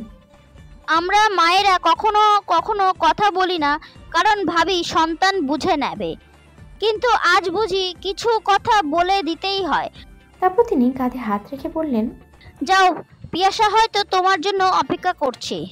এজাজ চোখে হালকা পানি নিয়ে দাঁড়িয়ে রইল। তারপর মায়ের কপালে চুমু দিয়ে বলল, দোয়া করবেন আম্মু, প্রজেক্টের কাজটা যাতে সাকসেসফুল হয়। অবশ্যই সাকসেসফুল হবে, আমার ছেলের উপরে এতটা বিশ্বাস আছে আমার। এজাজ ঘুরে দরজার দিকে হাঁটল। পেছন থেকে মিসেস রোহানা তাকিয়ে রইলেন। তার ঠোঁটে নীরবতা আর চোখে সেই চিরন্তর মায়ের মমতা। এজাজ নিচে নামতেই পিয়াসাকে দেখলো। সে সিঁড়ির পাশে সোফায় বসে আছে, হাতে ছোট্ট এক বোতল পানি আর একটা পাতলা শাল। মুখটা শান্ত, কিন্তু চোখে যেন অজানা অস্থিরতা। ইজাজ বুঝলো এই মেয়েটা তার আবেগ প্রকাশে যতই সংযমী হোক, ভেতর ভেতরে ঠিকই লড়াই করছে। পিয়াসা ইজাজের লাগেজটা দেখে বলল, সব ঠিক তো? হ্যাঁ, সব ঠিক। ইজাজ মৃদু হেসে উত্তর দিল। তারপর ধীরে ধীরে পিয়াসার হাত থেকে শালটা নিয়ে তার কাঁধে জড়িয়ে দিল। তুমি আমার ঠান্ডা লাগিয়ে ফেলো না। পিয়াসা কিছু বলল না, শুধু ঠোঁট কামড়ে ধরে মেইন সদর দরজার বাইরে তাকালো। গাড়ি দাঁড়িয়ে আছে, ড্রাইভার অপেক্ষা করছে। তারা দুজন গাড়িতে উঠে পড়ল। গাড়ি ধীরে ধীরে রওনা দিল। বাইরে সকালে সূর্যের আলো রাস্তার গাছপালার ঝিলমিল করছে, কিন্তু গাড়ির ভেতরেই যেন এক অদ্ভুত নীরবতা। মাঝে মধ্যে ইজাজ আর চোখে পিয়াসার দিকে তাকাচ্ছিল। সে দেখলো পিয়াসা নিজের হাতের আঙুল নিয়ে খেলছে, যেন কোনো কথা সে বলবে ভাবতে পারছে না। তুমি তো চুপ কেন? ইজাজ নরম গলায় জিজ্ঞেস করলো। কিছু না, আপনি তো যাচ্ছেন তাই ভাবছি। কি ভাবছো? কৌতূহলী হয়ে জিজ্ঞেস করলো ইজাজ। জানি না, তবে মনে হচ্ছে আপনি গেলে বাড়িটা ফাঁকা ফাঁকা লাগবে। ওখানে তো আমার সাথে কথা বলার মতো কেউ নেই। পিয়াসা আসতেই বলল, তারপর চোখ নামিয়ে দিল, যেন কথাটা বলে বেলায় নিজেকেই লজ্জা লাগছে। ইজাজ আবার মৃদু হেসে তার হাত ধরলো। তাহলে তো আমাকে মিস করবে সেনোরিটা। পিয়াসা চুপ করে রইল, কিন্তু হাতটা ছাড়লো না। যেন মনের অজান্তেই সে চায় এই হাতটা ইজাজ আজীবন এভাবেই ধরে থাকুক, তাকে আগলে রাখুক। কিন্তু এমনটা তো সে মুখ ফুটে বলতেও পারছে না, আবার এড়িয়ে যেতেও পারছে না তার এই প্রথম ভালোবাসার অনুভূতিকে। সে একটু রয়ে শুয়ে ইজাজকে বলল, বলছিলাম যে আমার আপনাদের বাড়িতে একা একা লাগে। আপনিও থাকবেন না, শাশুড়ি আম্মাও তো অত কথা বলে না আমার সাথে। তাই মাঝে মাঝে যদি আব্বুর সাথে দেখা করি। আসলে আম্মুকে দেখেছি, আব্বুকে না বলে কোথাও যায় না, তাই আর কি। ও কাম অন জান, তুমি যে কোনো জায়গায় যেতে পারো, যার সাথে ইচ্ছে দেখা করতে পারো, ব্যাস আমাকে ছেড়ে না গেলেই হলো। এজাজের চেহারায় একটা ঝলমলে হাসি ফুটে উঠল। পিয়াসা যেন প্রতি মুহূর্তেই তাকে মনে করিয়ে দিচ্ছে যে সে পিয়াসার স্বামী। বিয়ের পরে এতটা সুখের আবেশে কাটবে তা এজাজের কল্পনাতীত। গাড়ি এয়ারপোর্টের কাছাকাছি পৌঁছাতেই ইজাজ আবারও পিয়াসার দিকে চেয়ে পড়ল, চলো, আমি যতদিন থাকবো প্রতিদিন ভিডিও কল করব। তুমি না ধরলে কিন্তু রাগ করব। দেখা যাবে। পিয়াসা ছোট্ট উত্তর দিল, কিন্তু ঠোঁটের কোণে হালকা হাসি ফুটে উঠল। এয়ারপোর্ট পৌঁছানোর পর ড্রাইভার লাগেজ নামিয়ে দিল। এজাজ দরজার কাছে দাঁড়িয়ে কিছুক্ষণ তাকিয়ে রইল পিয়াসার দিকে, যেন সময়টাকে আরো একটু থামিয়ে রাখতে চায়। তার পা এগোতে চাইছে না, মনকে পিয়াসার চোখ থেকে সরিয়ে আনতে পারছে না। আরো কিছুটা সময় পিয়াসার সাথে কাটাতে ইচ্ছে করছে তার, কিন্তু তার মতো সাবলীল মানুষের কি আর এত প্রকাশ করা দৃষ্টিসম্মত হয়? তার কাঁধে পুরো আরটি কোম্পানির ভবিষ্যৎ। এই প্রজেক্টের কাজটা ভালোই ভালোই মিটে গেলে তার কোম্পানির সফলতা ছাপিয়ে যাবে অদূরে। কিন্তু পিয়াসা, সে তো তার ভালোবাসা, তার আবেগ, তার স্ত্রী। ওকেও তো অগ্রাহ্য করা যায় না। মেয়েটা দুদিনেই তার প্রতি এত মায়া সৃষ্টি করে দিয়েছে যে এসবের রেশ ইজাজ এখনও কাটিয়ে উঠতেই পারছে না। শ্যামবর্ণের পিয়াসার চোখ দুটো দেখলেই যে সে ঘায়েল হয়ে যায়, অদৃশ্য এক টানে তার দিকে ছুটে চলে যায়। এসব কি মেয়েটা বুঝবে? হয়তো বুঝবে। তাই তো সেও আহত চোখে কাঁপা কাঁপা ঠোঁট নিয়ে তাকাচ্ছে ইজাজের দিকে। এই মুহূর্তে ইজাজ তার এক হাত সামনে দাঁড়িয়ে আছে। কিছুক্ষণ বাদেই তো তার ত্রিসীমানায়ও থাকবে না। এতে তার খুব কষ্ট হবে। এখন থেকেই সে ইজাজের শূন্যতা অনুভব করতে পারছে, কিন্তু মুখ ফুটে বলতেও পারছে না লজ্জায়। কি আশ্চর্য, পিয়াসাও লজ্জা পেতে পারে, এটা যেন তার বিশ্বাসই হচ্ছে না। প্রতিবার তার চেহারা রেগে গেলে লাল হয়ে যায়, কিন্তু এবার তো সে রেগে নেই। তবুও কেন গাড়ির কাছে তার চেহারা রক্তিম দেখাচ্ছে? লজ্জায় রং লাল। এটা অবশ্য তার জানা আছে, তাই কিছুটা হলেও বুঝতে পারছে সে। ইজাজ তখনও তার দিকে অপলক দৃষ্টিতে তাকিয়ে আছে। পিয়াসাও কিছু বলতে চেয়েও বলতে পারছে না। বিদায়ের পূর্বে বাতাসে তাদের স্বামী স্ত্রীর নীরব প্রেমের শিহরণ বয়ে যাচ্ছে। তাদের দুজনের চেহারা একে অপরকে ছেড়ে থাকার কষ্টের ছাপ স্পষ্ট প্রতীয়মান। তখনই এয়ারপোর্টে মাহাদিনের গাড়ি এসে থামে। ধীরে ধীরে তার ভেতর থেকে মাইশা আর মাহাদিন বের হয়। মাহাদিন নিজের লাগেজটা বের করে নিয়ে দাঁড়ায়। সূর্য তখন মাথার উপরে। কাঠফাটা রোদের সোনালি আলো এসে পড়েছে মাইশার চেহারায়। ফর্সা চেহারার গোল গোল মুখটা মাইশার। সেটা কেমন যেন ফ্যাকাশে হয়ে গেছে, আর চোখে বারংবার সে মাহাদিনের দিকেই তাকাচ্ছে। ভীষণ মিস করবে এই তার ছেঁড়া লোকটাকে। লোকটার লেম কথাগুলো, লোকটার বাঁকা হাসি, সব কিছুই তাকে শূন্যতা অনুভব করাবে, কিন্তু সেটা মুখে স্বীকার করতে নাড়াচ্ছে। মনকে বারংবার শুধাচ্ছে মাহাদিন চলে গেলে শান্তিতে থাকবে সে, কোনো ঝামেলা ছাড়াই। তবুও যেন কিছুতেই কিছু হচ্ছে না। সে কেবল ফ্যাল করে তাকিয়ে আছে মাহাদিনের দিকে। আপাতত মাহাদিনের সেই দিকে কোনো খেয়ালই নেই। সে এদিকে ওদিকে চোখ বুলিয়ে শুধু ইজাজকেই খুঁজছে। অলরেডি 20 মিনিট লেট সে। না জানি ইজাজ তার উপরে রেগে বোম হয়ে আছে কিনা। কয়েক মুহূর্ত পর তোর চোখ ইজাজকে খুঁজে পায়। পাশে পিয়াসাও দাঁড়িয়ে আছে। সিনটা দেখে মাহাদিনের আসল কনটেক্সটটা বুঝতে সময় লাগলো না। এবার তো তার মনে হচ্ছে দেরি করে এসে ভালোই করেছে। তার হিটলার স্যার বইয়ের সাথে অন্তত আরও কিছু সময় আলাদা কাটতে পারছে। তারপর মাহাদিন ঘাড় ঘুরিয়ে একবার মায়েশার দিকেও তাকালো। অমনি মায়েশা চোখ মুখ খিচে কুচকে এদিকে ওদিকে চাইতে লাগলো, যেন হুট করে আসা অস্বস্তি এড়াতে চাইছে। মায়েশার এমন কাণ্ডে মাহাদিন বাঁকা হাসলো। তারপর কিছু না বলেই এক হাতে লাগেজ এবং অন্য হাতে মায়েশার বা হাতে ধরে ইজাজের দিকে হাঁটা শুরু করলো। মায়েশা যেন আকাশ থেকে পড়লো। সে বিস্ফোরিত চোখে তাকিয়ে আছে মাহাদিনের দিকে। বিয়ের পরেই প্রথম মাহাদিন তার হাত ধরেছে। জীবনে প্রথম বাবার পরে অন্য কোনো পুরুষের ছোঁয়া পেয়েছে সে। এই অনাহল অনুভূতি সহজেই যেন হজম করতে পারল না। তবুও মাহাদিনের পিছু পিছু ইজাজের দিকে এগিয়ে গেল। মায়েশার উপস্থিতি টের পেতেই পিয়াসা প্রশস্ত একটা হাসি দিয়ে সেদিকে চলে গেল। মায়েশাও মাহাদিনের হাত থেকে নিজেকে ছাড়িয়ে পিয়াসাকে জড়িয়ে ধরলো এবং দুহাত দিয়ে বোনের গালে হাত রেখে আদরে চাহনি নিয়ে তাকালো এবং আবারও গল্প জুড়ে দিল। মাহাদিন আর ইজাজ দুজনেই দাঁত কিরমির করে তাকিয়ে আছে সেদিকে। এদের দুই বোন সবসময় এত আবেগী হয়ে থাকে কেন? মাহাদিন খানিকটা জোরেই বলল, গতকাল রাতে 2 বোন টানা 3 ঘন্টা গল্প করেছো আমাদের বসিয়ে রেখে। এখনো তোমাদের 2 বোনের কথা শেষ হয় না? মায়েশা আর পিয়াসা দুজনেই চোখ কিচকে তাকালো মাহাদিনের দিকে, যেন ওকে এখনই চোখ দিয়ে গিলে খাবে। ইজাজ অবশ্য বিরক্ত হলেও কিছু বলল না। সে মায়েশার সামনে এসে দাঁড়ালো। কৃতজ্ঞতা মিশ্রিত চাহনি নিয়ে সে বলল, মায়েশা, এত বছর ধরে পিয়াসাকে আগলে রেখেছ। তোমার প্রতি পিয়াসার সম্মান, ভালোবাসা সবই আমার অজানা। তাই শেষবারের মতো আরেকটা কাজ করতে পারবে? পিয়াসাকে 10 দিন একটু আগলে রেখো, ওর খেয়াল রেখো। আমি ফিরে আসার পর পিয়াসার এই দায়িত্বটা আজীবনের জন্য তোমার কাছ থেকে হালনাঘাত করে নেব, ইনশাআল্লাহ। আপনি চিন্তা করবেন না, পিয়াকে আমি দেখেই রাখবো। তা সে আপনি ওর সাথে থাকুন কিংবা নাই থাকুন, বিয়ে হয়ে গেলেও তো আর বড় বোনের দায়িত্ব তো আর শেষ হয়ে যায় না। স্মিত হেসে বলল মায়েশা। একটা স্বস্তির নিঃশ্বাস ফেলল ইজাজ। লাগেজটা শক্ত করে হাত দিয়ে সামনে এগিয়ে যাওয়ার জন্য প্রস্তুত হলো সে। যাওয়ার আগে অবশ্য পিয়াসার গালে হাত রেখে কয়েক সেকেন্ডের জন্য চুপ করে তাকিয়ে থাকে। পিয়াসার চোখ বেয়ে পানি পড়তে চাইল। বহু কষ্টে সে নিজেকে সংবরণ করেছে। এরপর ওদের 2 বোনকে বিদায় দিয়ে মাহাদিন আর ইজাজ এয়ারপোর্টে ঢুকে পড়ল। ইজাজ তখন মাহাদিনের থেকে কয়েক পা এগিয়ে আছে। হঠাৎ মাহাদিনের মন অন্য কিছু চাইল, তাই সে উল্টো ঘুরে ব্যস্ত পায়ে মায়েশাকে আলতো করে জড়িয়ে ধরে। কিছুই বলে না। মেয়েটাকে তার খুব মনে পড়বে যে। ঘুম পরীক্ষা ছাড়া ঘুমাবে কি করে সে? মায়েশা আরেক দফা অবাক হলো। সে কেমন চোখ গোল গোল করে তাকিয়ে আছে। পাশেই যে তার ছোট বোন দাঁড়ানো, ওই মুহূর্তে মাহাদিনের এমন কাণ্ডে তার ছিটকে যেতে ইচ্ছে করছিল। মাহাদিন অবশ্য তাকে বিদায় ঘুম পড়ি বলে তখনই আবারও হাঁটা শুরু করে দিয়েছিল। এই মুহূর্তটা চোখ এড়ালো না ইজাজেরও। সে ঘাড় ঘুরিয়ে দেখলো পিয়াসার মুখটা কিছুটা বিব্রত আর কিছুটা অশান্ত লাগছে তাকে। ইজাজের সাথে চোখাচোখি হতেই সে স্থির হয়ে যায়, কিন্তু কিছু বলে না। হালকা একটা হাসি দিয়ে তাকায় সেদিকে। কোথাও গিয়ে তারও ইচ্ছে করলো ইজাজ যদি তাকে জড়িয়ে ধরতো, তাহলে কি খুব খারাপ হতো? মাহাদিন ভাইয়ের তো সংকোচ নেই, তাহলে ইজাজের বাধা কোথায়? পর মুহূর্তেই তার এমন চিন্তার উপরে নিজেরই রাগ লাগলো। ছি, এসব কি ভাবছে সে? মাথার নিশ্চয়ই নড়ে গেছে তার। পিয়াসার চেহারা দেখে তার ভেতরটা পড়তে অবশ্য ইজাজের তেমন সময় লাগলো না। তবুও সে শটান দাঁড়িয়ে আছে। কিছু কিছু ইচ্ছে অপূর্ণ রেখে যেতে হয়, কিছু না কিছু পাওয়ার থেকে যেতে হয়, যাতে দীর্ঘদিন পর সেই চাওয়া পাওয়া পূরণ হলে খুশির তীব্রতা যেন বেড়েই যায়। তৎক্ষণাৎ কোনো কিছু পেয়ে যাওয়ার চেয়ে অপেক্ষা করে ধৈর্য ধরে কোনো কিছু পাওয়ার মধ্যেই আনন্দ, উচ্ছ্বাস বেশি। তখন শুকরিয়ার পরিমাণটাও বেড়ে যায়, তাতেই কিনা অপেক্ষার মহামন্ত। এবার ইজাজ আর মাহাদিন আর দাঁড়ায় না, আর পিছু ফিরে না। দুজনেই সামনে এগিয়ে যাচ্ছে অপার সম্ভাবনাময় ভবিষ্যতের দিকে। পিছনে পড়ে রয় তাদের প্রিয়তমা স্ত্রী, যারা মনে মনে কেবল তাদের নিরাপত্তা আর সফলতাই কামনা করছে।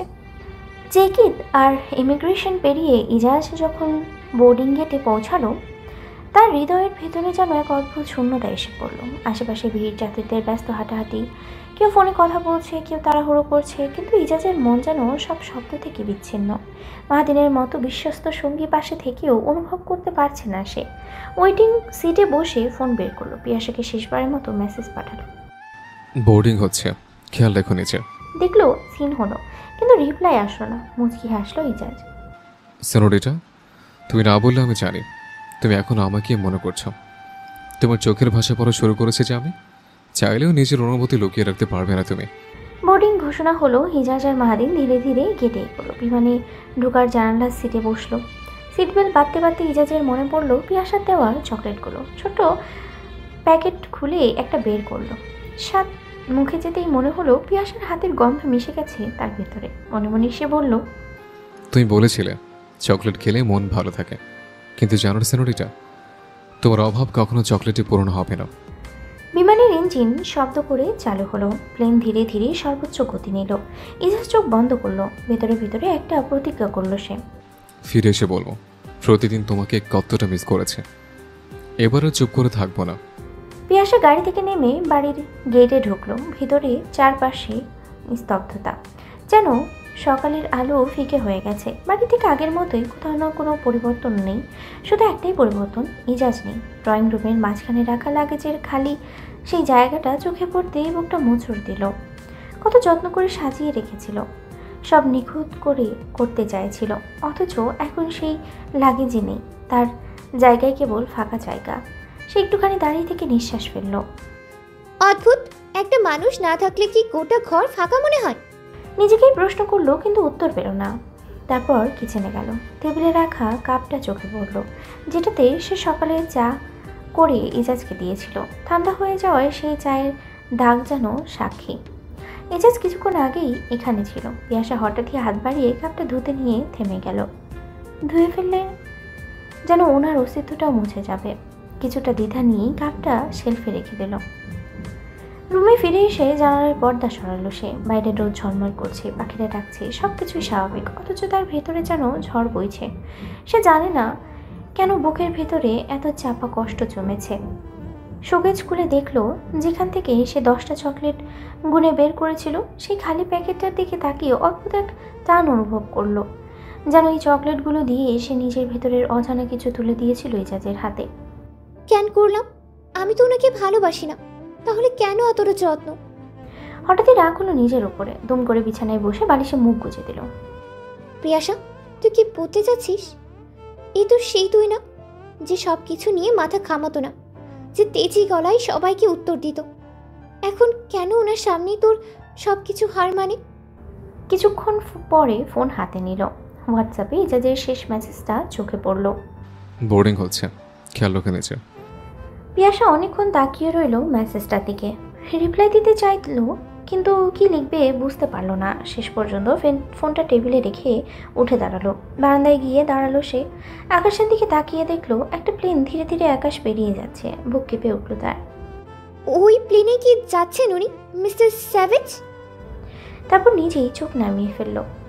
না, আমি ওনাকে ভালোবাসি না, শুধু হয়তো একটু অভ্যস্ত হয়ে গেছিলাম ওনার উপস্থিতিতে। এটাই কি মনটা এভাবে খালি খালি লাগছে? কিন্তু অন্তরের গভীর থেকে একটা নরম স্বর যেন জবাব দিল, না প্রিয়াসা, অভ্যস্ততা আর ভালোবাসার মধ্যে আকাশ পাতাল তফাৎ।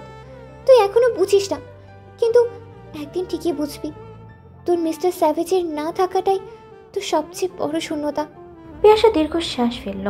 তারপর ধীরে ধীরে মাথার শাড়ির আঁচল ঠিক করে ঘরে ঢুকলো। কাজকর্মে ব্যস্ত হওয়ার চেষ্টা করলো, কিন্তু প্রতিটা মুহূর্তেই মনে হচ্ছিল ইজাজ যেন এখানে কোথাও আছে, তার চেয়ারটায় বসে, আর চোখে তাকিয়ে হাসছে, কিংবা মজা করেই ডাকছে সেনোরিটা। বিমানের চাকাগুলো ট্রাকে ল্যান্ড করার সাথে সাথেই চোখে পড়ল নতুন শহরের উজ্জ্বল আলো আর ব্যস্ততার রাস্তাগুলো। মালয়েশিয়ার হাওয়া ইজাজের মুখে এক অচেনা তাজা ঘ্রাণ ছড়ালো। অবশ্য জীবনের রুটিনের বাইরে আজ সবকিছুই যেন এক নতুন গল্পের পাতায় খোলা। বিমানবন্দর থেকে বেরোতেই লম্বা সারি, বিভিন্ন ভাষায় বেজে ওঠা ঘোষণা, সবকিছুই নতুন কিন্তু উচ্ছ্বাসে ভরা। ইজাজ আর মাহাদিন দুজনেই দ্রুত তাদের হোটেলের দিকে রাইড শেয়ার সার্ভিস নিল, অথচ ইজাজের মনটা বাংলাদেশেই পড়ে আছে, তার সেনোরিটার কাছে। উইন্ডোর পাশে বসে বাইরে তাকিয়ে ইজাজ ভাবলো পিয়াসা এখন ঘরে কি করছে। সকাল থেকে তাকে ছেড়ে আসা, প্রিয়তমাকে দেখতে না পাওয়া এই ফাঁকি মনে করিয়ে দিচ্ছিল জীবনের ছোট ছোট মুহূর্তের মূল্য কতটা। সে ফোনটা কাঁপতে কাঁপতেই খুললো। মেসেজ এসেছে পিয়াসার থেকে। পৌঁছে গিয়েছেন তো? ইজাজ চোখে এক মৃদু হাসি নিয়েই টাইপ করলো, কিন্তু তোমার কথা খুব মনে পড়ছে। এতটা পথ জার্নি করে গিয়েছেন, আপনি আজ ক্লান্ত হবেন। আর আপনার প্রথম দিনও তো কাজ, খেয়াল রাখবেন, বেশি কাজ করবেন না। ফোনের ওপাশ থেকে উত্তর এলো। ইজাজও উত্তর দিল, বেশি কাজ না করার সময় নেই, কিন্তু চিন্তা করো না, তোমার জন্য ঠিকই সময় রাখবো। সেই দিন আর ইজাজ পিয়াসার সাথে কথা বলল না। এমনিতেই সব গুছিয়ে নিয়ে হোটেলে উঠতেই রাত হয়ে গেছে, তাই সে ক্লান্ত হয়ে ঘুমিয়ে পড়েছিল। মাদিন অবশ্য মাইশার সাথে টুকিটাকি কথা বলেছে, এরপর সেও ঘুমিয়ে গেছে। মালয়েশিয়া দ্বিতীয় দিন, তখন সকাল 10টা। ইজাজের পাশের ফ্ল্যাটে মাহাদিন থাকে। হোটেল থেকে বেরিয়ে ইজাজ আর মাহাদিন মিস্টার লিউয়ের অফিসের দিকে রওনা দিল। অফিসে প্রবেশ করার সঙ্গে সঙ্গেই তাদেরকে বরণ করলো সবাই। এসব অবশ্য ইজাজের কাছে নতুন কিছু নয়, না তো মাহাদিনের। মিস্টার লিউয়ের সাথে প্রথম মিটিংয়ে বসে ইজাজ লক্ষ্য করলো ওনার সব কিছুই যেন টাইমিং অ্যান্ড পারফরমেন্সের উপরে ভিত্তি করে। চারপাশে হালকা চাপ, কিন্তু ইজাজ নিজেকে ধরে রাখলো। মিটিং শেষে সে নিজের ডেস্কে এসে বসে। এক মুহূর্তে নিঃশ্বাস নিল। সেই মুহূর্তে তার ফোনের স্ক্রিন জ্বলল। পিয়াসার একটি মেসেজ। আজ সকালটা কেমন গেল? কিছু খেয়েছিলেন? ইজাজের ঠোঁটের কোণে হাসি ফুটলো। সে উত্তর দিল, সুন্দর সকাল, তবে তোমার হাতের চা থাকলে আরো ভালো হতো।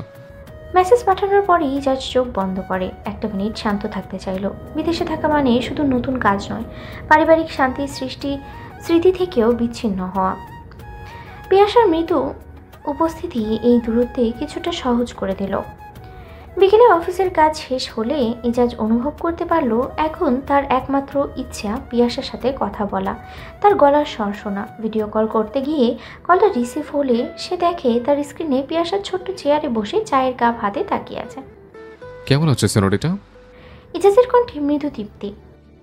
ভালো আছি, আর আপনি? পিয়াসা সামান্য লাজুক, কিন্তু চোখে আনন্দ। দূরত্বের তীব্রতাকে তারা মিষ্টি কথায় ম্লান করে দিচ্ছিল। কয়েক মিনিটের এর আলাপনে ইজাজ বুঝতে পারল পিয়াসার উপস্থিতি শুধু শরীরের নয়, মনকে ভরিয়ে রাখে। রাতের আগে ইজাজ অফিস থেকে বের হয়ে হোটেলের দিকে ফিরে আসলো। মালয়েশিয়া তৃতীয় দিন। সন্ধ্যায় হোটেলের ব্যালকনি থেকে আলো ঝলমলে শহরটা দেখছিল ইজাজ। দূরের বিল্ডিংগুলোতে ঝিকমিক করছে আলো, রাস্তার গাড়ির হর্ন, অচেনা ভাষার কোলাহল, সবকিছুই নতুন, অথচ একদম আপন লাগছে না। হঠাৎই ফোন ভাইব্রেট হলো। পিয়াসা ভিডিও কল এসেছে। মাথায় শাড়ির আঁচল টেনে নিয়েছে, হাতে ধোয়া ওঠা চায়ের কাপ। মালয়েশিয়া কেমন লাগছে? পিয়াসার কণ্ঠে কৌতূহল, কিন্তু চোখে অদ্ভুত এক নরম আলো। শহরটি সুন্দর। ইজাজ একটু থেমে আবার যোগ করলো, কিন্তু তোমাকে ছাড়া সবকিছুই কেমন ফাঁকা ফাঁকা মনে হয়। পিয়াসা চমকে গেল, কিছুক্ষণ চুপ করে থাকলো, তারপর মৃদু হেসে চোখ নামিয়ে বলল, আপনি সবসময় এমন কথা বলেন কেন? এগুলো শুধু সুন্দর শোনার জন্যই বলেন, তাই না? ইজাজ মৃদু গলায় উত্তর দিল, না সেনোরিটা, আমি যা বলি সেটা সত্যি। আমি যদি এই শহরের সবচেয়ে উজ্জ্বল আলো দেখি, তোমার এই কাঁচল কালো চোখের গভীরতা ছাড়া কিছু আমাকে টানে না। পিয়াসা সামান্য লাজুকভাবেই হাসলো। সেই হাসিটা ইজাজের পুরো দিনটা উজ্জ্বল করে দিল। মালয়েশিয়ায় চতুর্থ দিন। অফিসে প্রচণ্ড চাপ, একটার পর একটা মিটিং, প্রচুর ফাইল, ক্লায়েন্টের হাজার প্রশ্ন। লাঞ্চ ব্রেকে বসে এক কাপ কফি হাতে নিয়ে হঠাৎ ইজাজ মনে মনেই ভাবছিল, ইস, এখন যদি সেনোরিটার চা হতো। ঠিক তখনই ফোনের মেসেজ এলো। পিয়াসা লিখেছে, চা খেয়েছেন? ইজাজ এক মুহূর্তের জন্য চমকে গেল, তারপর ঠোঁটে মৃদু হাসি এনে লিখল, সেনোরিটা, তুমি না থাকলে চা টেস্টহীন। তোমার হাতের এক কাপ চা হাজার কফির থেকেও বেস্ট। পিয়াসা রিপ্লাই দিল না, কিন্তু সেই নিস্তব্ধতাই যেন সবচেয়ে মিষ্টি উত্তর। ওদিকে মাহাদিন দুপুরে মাইশাকে ভিডিও কল দিল। শুনছো ঘুমপড়ি, আজ এত কাজের চাপ, মাথা ঘুরে যাচ্ছে আমার। তাহলে খেয়ে নিন, শরীর খারাপ করবে তো। মাইশার কণ্ঠে চিন্তার ছাপ। মাহাদিন চোখ মুখ কুচকে তাকালো মাইশার দিকে। মালয়েশিয়া এসেছে থেকে মাইশা একদমই কড়া কথা বলেনি তার সাথে। ব্যাপারটা হজম হচ্ছে না তার, তাই সে বেশ তেজি গলায় বলল, আরে খাওয়ার কথা বাদ দাও তো ঘুমপড়ি, একটু ঝগড়া করো না, মনটা হালকা হবে। মাসা চোখ কুচকে তাকালো। ঝগড়া করা কি কোনো ভালো কাজ নাকি? তাছাড়া মাহাদিন তো এখন তার সামনে নেই, কোনো আকামও করেনি, তাই ঝগড়া করার প্রশ্নই ওঠে না। উপরন্তর মাইশার তো মাহাদিনের মন আনচানি করছে। একটু বিরক্তি নিয়ে এসে বলল, উফ, আপনি না একদম পাগল, ভালো কিছু সহ্য হয় না। পাগলই তো, আমার বউয়ের পাগল। মাহাদিন মৃদু গলায় বলল। এভাবেই দিন এগোতে থাকলো। কাজের চাপ, নতুন সিস্টেমের বোঝাপড়া, সহকর্মীদের সাথে মৃদু আলাপন, সব মিলিয়ে এজাজের মন কেটে গেল। তবে প্রতিটা বিরতি, প্রতিটা চাপ রেখে সে ফোনে কেবল অটোমেটিকভাবেই পিয়াসার মেসেজ চেক করত, যেন তার নিত্যদিনের সঙ্গী পিয়াসার মেসেজ। মাদিনের অবস্থাও একই। সে আর মাইশা প্রায়শই মেসেজেই কথা বলে, ভিডিও কল দিলে পুরো পরিবারের সবার সাথে কথা বলে। এছাড়া নতুন কিছুই নেই। তবে এত সুন্দর পরিবেশে এসেও সে কেবল মাইশার সাথে ঝগড়া করার মুহূর্তগুলোই মিস করছিল। মেয়েটা মেসেজে ঝগড়া তো দূর, একটু রেগেও কথা বলে না, শুধু খেয়ালে খেয়েছে কিনা, ঠিক আছে কিনা, কেমন লাগছে, এইসব কথাই হয়। কিন্তু মাহাদিনের মন তো অন্য কিছু চায়। তার তো মাইশার সাথে পায়ে পা লাগিয়ে ঝগড়া করতেই ভালো লাগে। এই সামান্য কথাটা মেয়েটা বুঝলো না। মালয়েশিয়ায় পঞ্চম দিন, উইকেন্ড, কাজ তুলনামূলক কম। মাহাদিন শপিংয়ে বেরোয়। মাইশার জন্য নীল রঙের স্কার্ফ আর কয়েক জোড়া ইয়াররিং কিনলো। মনে মনেই বলল,